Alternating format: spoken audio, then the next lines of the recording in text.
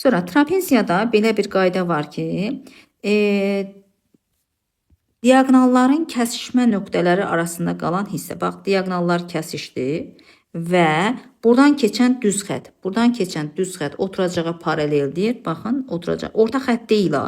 Sadəcə oturacağa paralel düz xətti və diaqnalların kəsişməsindən keçir.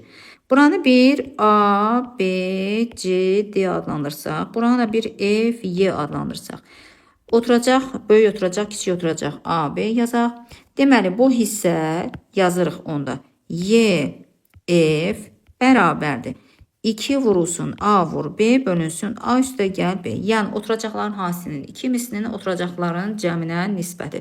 Buna harmonik orta deyirlər. Harmonik orta.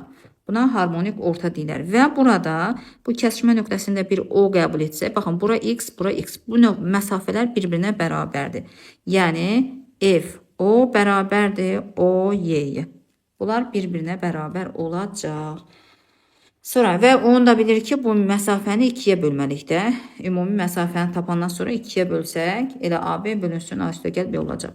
Deməli, buradan da biz yaza bilərik ki, Fales teoreminə əsasən diaqnalların hissəsi AO-nun AO bölünsün OC-yə nisbəti bərabərdir. İndi bu diaqnala tətbiq eləyək. BO-nun OD-yə nisbətinə bərabər. İndi yan tərəflərə tətbiq eləyək. AF-in FD-yə nisbəti və sağ tərəfdəki yan tərəfə. BY-nin YC-yə nisbəti o da bərabərdir. Kiçik oturacağın böyük oturacağın nisbətinə bərabərdir.